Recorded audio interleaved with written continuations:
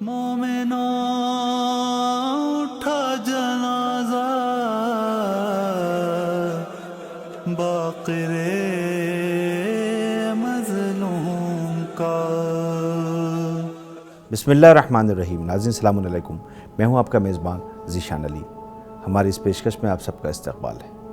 آج ہم سلسلہ عصمت کے اس عظیم معصوم کا ذکر کرنے جا رہے ہیں جسے اللہ رب العزت نے یہ شرف بخشا کہ پیغمبر خدا صلی اللہ علیہ وآلہ وسلم نے خود اپنے بزرگ معتبر صحابی جناب جابر ابن عبداللہ انصاری کے ذریعے سلام کہلوایا، اور جو خود بھی امام اور امام کے فرزند ہونے کے ساتھ ساتھ جس کے دادا اور نانا بھی امام۔ ہم بات کر رہے ہیں حضرت امام محمد باقر علیہ السلام کی، جو امام حسن علیہ السلام کے نواسے، امام حسین علیہ السلام کے پوتے اور حضرت امام زین العابدین علیہ السلام کے فرزند ہیں۔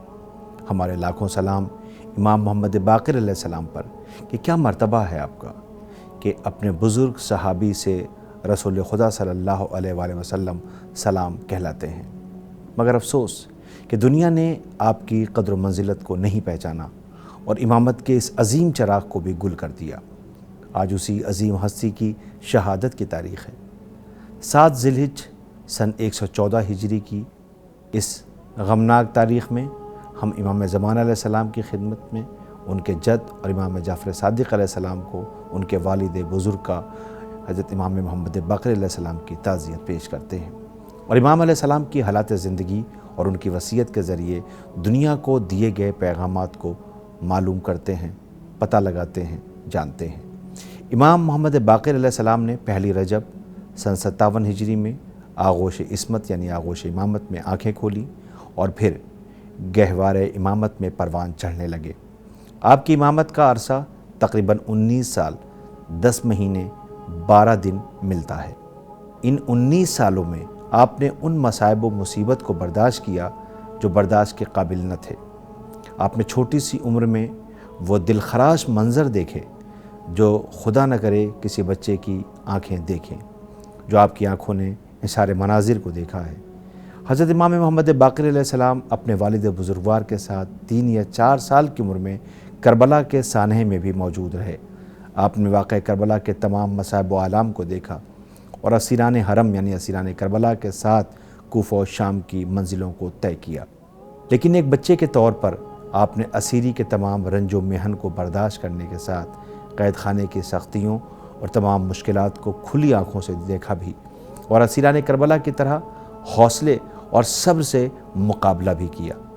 امام محمد باقر علیہ السلام کی امامت کا زیادہ تر زمانہ ہشام بن عبد الملک کی حکومت میں رہا۔ اس دوران آپ اور آپ کے چاہنے والے ملنے والوں پر حکومت کی طرف سے نظر رکھی جاتی تھی۔ حکومت کے سپاہی آپ کے ہر کام پر کڑی نظر رکھتے تھے، کیونکہ لوگ آپ کے علم و اخلاق سے متاثر ہو کر آپ کے قریب ہو رہے تھے۔ فرزند رسول حضرت امام محمد باقر علیہ السلام وہ عظیم رہنما ہیں جنہوں نے اس سختی کے دور میں بھی علم و دانش کے وہ سرچشمے جاری کیے کہ جس کی وجہ سے آپ کا لقب باقر العلوم یعنی علوم کا سینہ شگافتہ کرنے والا پڑ گیا۔ دور دراز سے سینکڑوں لوگ مدینہ منورہ آپ کے پاس علم حاصل کرنے کے لیے آتے تھے۔ یہی وجہ تھی کہ حکومت آپ کے وجود سے خوف زدہ رہتی تھی۔ ہشام کی نیندیں اڑ چکی تھیں اور اس نے یہ ارادہ کر لیا کہ وہ آپ کو مدینے سے جلا وطن کر کے رہے گا، اور پھر ہشام کے سپاہی امام محمد باقر علیہ السلام اور آپ کے فرزند حضرت امام جعفر صادق علیہ السلام کو اسیر کر کے مدینے سے شام لے گئے۔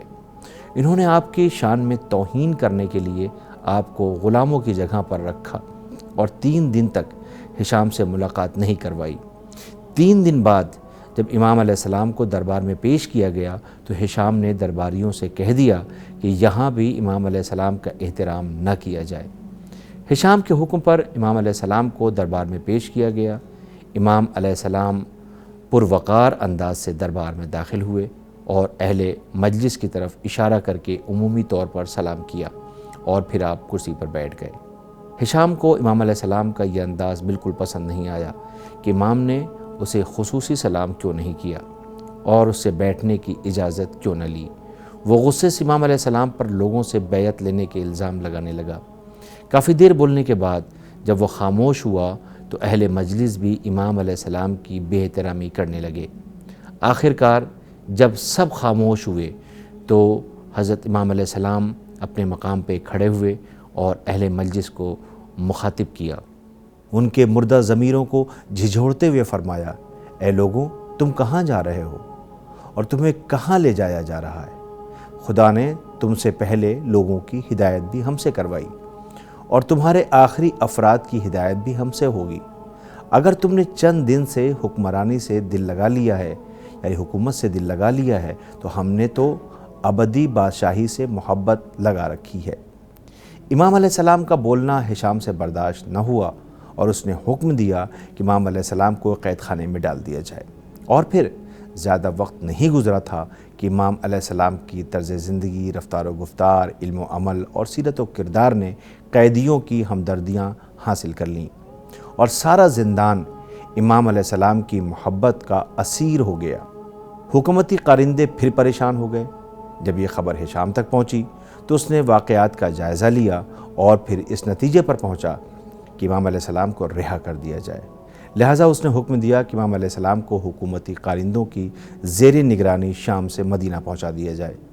مدینہ پہنچنے کے بعد بھی ہشام آپ کے قتل کی سازشیں کرتا رہا۔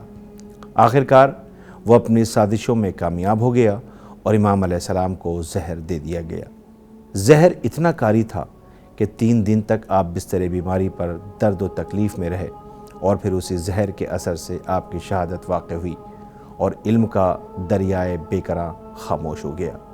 امام جعفر صادق علیہ السلام نے اپنے پدر بزرگوار کو غسل و کفن دیا اور جنت البقیع کے قبرستان میں، جہاں آپ کی جدہ جناب فاطمہ بنت پیغمبر اکرم صلی اللہ علیہ وآلہ وسلم اور آپ کے والد محترم کی قبریں تھیں، انہی کے پہلو میں دفن کر دیا۔ ناظرین، پروگرام کے آخر میں ہم امام محمد باقر علیہ السلام کی اس نایاب وصیت کا ذکر کر رہے ہیں جو آپ نے دنیا سے جاتے وقت اپنے آخری وقت میں ہر دور کے لوگوں کی اصلاح کے لیے کی ہیں۔ آپ فرماتے ہیں کہ میں تم کو 5 باتوں کی وصیت کرتا ہوں۔ اگر تم پر ظلم کیا جائے تو جواب میں ظلم نہ کرو۔ اگر تم سے خیانت کی جائے تو تم خیانت نہ کرو۔ اگر تم کو جھٹلایا جائے تو غصے میں نہ آؤ۔ اگر تمہاری مدح کی جائے تو خوش نہ ہو۔ اگر تمہاری مذمت کی جائے تو ناراض نہ ہو۔ جو بات تمہارے بارے میں کہی گئی ہے اس کے بارے میں غور کرو۔ اگر وہ بات تمہارے اندر ہے تو حق بات کی وجہ سے خدا کی نظروں سے گر جانا کہیں بڑی مصیبت ہے، بنسبت اس کے کہ تم لوگوں کی نظروں سے گر جاؤ۔